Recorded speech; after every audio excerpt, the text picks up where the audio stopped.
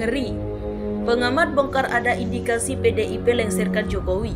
Presiden akan dikudeta partainya sendiri.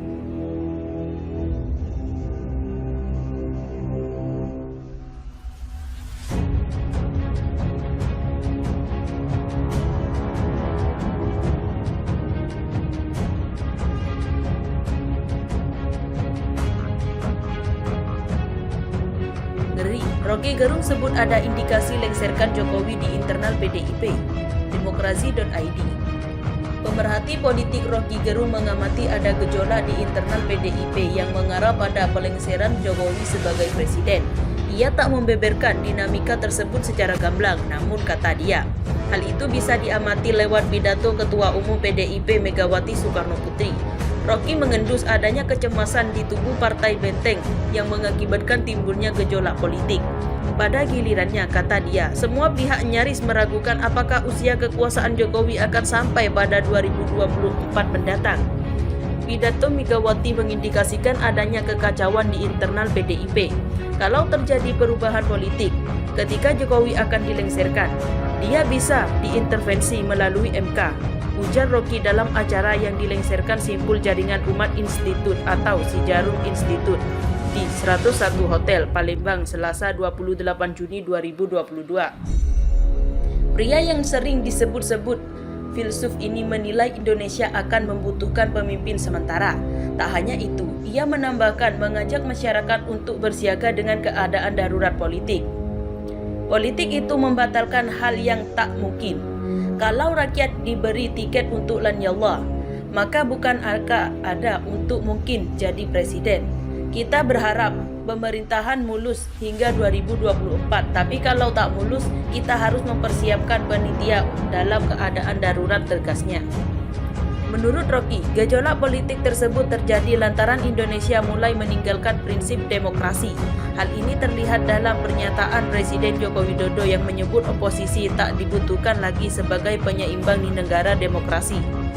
Praktik demokrasi di negeri ini berhenti ketika Jokowi menyebut tak butuh lagi oposisi sebagai penyeimbang, tandasnya. Sebagai informasi, pernyataan Jokowi yang menyebut Indonesia tak ada oposisi disampaikannya pada Kamis 24 September 2019 lalu saat menjawab pertanyaan soal bergabungannya Partai Gerindra yang sebelumnya berseberangan menjadi masuk dalam Kabinet Indonesia Maju. Menurutnya, demokrasi di Indonesia adalah demokrasi gotong royong. Kita ini ingin membangun sebuah demokrasi gotong royong. Jadi perlu saya sampaikan bahwa di Indonesia tidak ada yang namanya oposisi kaya di negara lain. Demokrasi kita ini adalah demokrasi gotong royong, kata Jokowi di Istana Kepresidenan Jakarta Pusat. Ingin lengserkan Jokowi, nama Tommy Soeharto terungkap sebagai dalang kudeta. Video mencatut mantan Ketua Umum Partai Berkarya Soeharto beredar di media sosial. Video tersebut diunggah oleh sebuah kanal YouTube pada 26 Juni 2022. Video itu diberi sampul dan judul yang seolah menarasikan bahwa Tommy Soeharto adalah dalang kudeta Presiden Joko Widodo atau Jokowi. Berikut adalah narasi yang terdapat dalam sampul dan judul video terkait. Ini gerak cepat, bohir kudeta, Jokowi terungkap Tommy Soeharto dan tokoh ini tertangkap basah. Gempar, bohir kudeta terhadap Jokowi terkuak, Tommy Soeharto dan tokoh ini ikut andil. Kemudian video yang terdengar untuk cek fakta. Tidak ada informasi terkait Tommy Soeharto menjadi dalang kudeta Presiden Jokowi dalam video berdurasi 10 menit sampai 5 detik itu. Video itu hanya menarasikan ulang sebuah artikel opini dari halaman bernama Seaworld. Artikel tersebut bertajuk Jokowi yang hendak dilengserkan, Tommy yang kena, yang tayang pada 7 Agustus 2020. Artikel itu menyebut Tommy Soeharto dilengserkan dari oposisinya sebagai ketua umum di Partai Berkarya usai Pilpres 2019 yang dimenangkan oleh pasangan Presiden Jokowi dan Wakil Presiden Ma'ruf Amin. Terkait Tommy Soeharto sebagai dalang kudeta Jokowi, tidak ada informasi resmi dan valid yang mendasari klaim tersebut. Dengan demikian, video dengan narasi Tommy Soeharto dalang dari kudeta Jokowi adalah tidak benar. Faktanya, tidak ada informasi terkait dalam video tersebut. Kami lintas provinsi. DPD RI harus memproses dan mengawal pemakzulan Presiden Jokowi. Di tengah-tengah acara diskusi publik Jaringan Umat Institut Sumatera Selatan Koalisi Rakyat untuk Poros Perubahan di Palembang 28 Juni 2022, Ketua DPD RI AA Lanyallah Muhammad Mataliti menerima surat dari Koalisi Aksi Menyelamatkan Indonesia atau Kami Lintas Provinsi.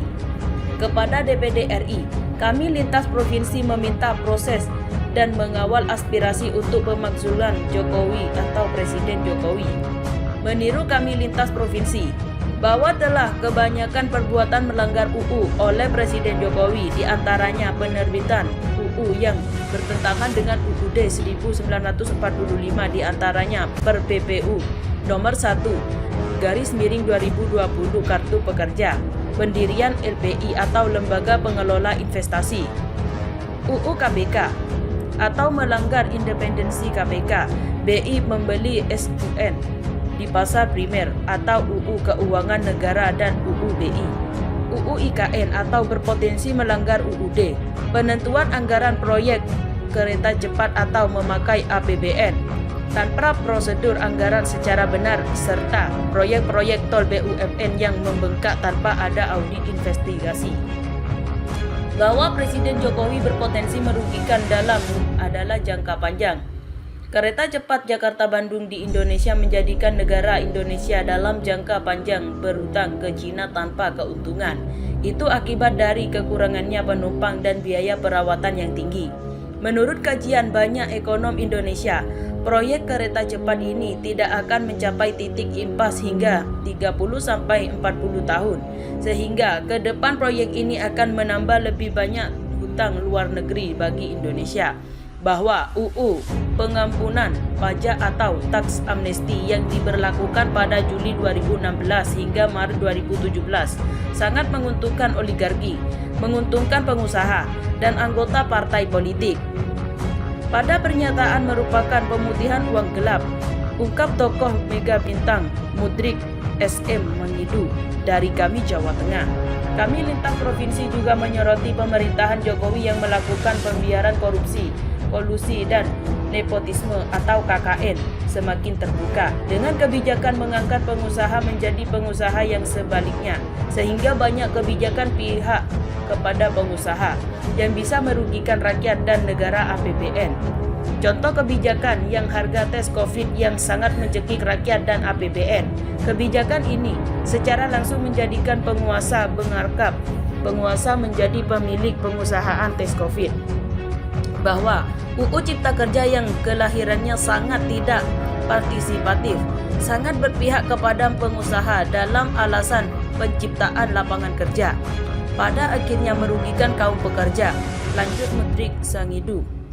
Kami lintas provinsi menilai UU ini akan menghambat upaya pemberantasan kemiskinan dan akan memperlebar kesenjangan sosial. Kaum semakin kaya, kaum miskin semakin tetap miskin. UU Cipta Kerja yang sudah diputuskan inkonstitusional oleh MK, tapi masih tetap dipertahankan secara terang menderang Presiden Jokowi menunjukkan arogansi melawan UUD 45. Tambah Daniel M. Rashid dari kami Jawa Timur, bahwa pemerintah Jokowi memanfaatkan dan membiarkan kroni pejabat menikmati proyek anggaran bernilai puluhan hingga ratusan triliun rupiah selama pandemi COVID, seperti proyek Kartu Pekerja, proyek bantuan sosial atau proyek atas nama pemulihan Jokowi Nasional. Sementara UU nomor 2 tahun 2020 telah sengaja disiapkan oleh pemerintah untuk mengebiri wewenang Bu Geding DPR, mengamputasi KPK dan APBK di bidang pengawasan, serta lembaga pengadilan untuk memeriksa dan mempertanggungjawabkan anggaran pandemi ribuan triliun, hingga memberikan imunisasi berlebihan kepada pejabat eksekutif yang mengelola dana pandemi tersebut. Kami lintas provinsi menilai Presiden Jokowi membiarkan para menterinya dan relawannya atau projo melakukan orkestrasi pembentukan opini secara terang-terangan bertujuan untuk melanggar UUD dengan memperpanjang masa jabatan menjadi dan keinginan 3 periode dengan rekayasa berbagai cara tanpa memberikan sanksi dan terlarang secara tegas. hanya memberikan alasan berencana. Di alam demokrasi tidak bisa dilarang.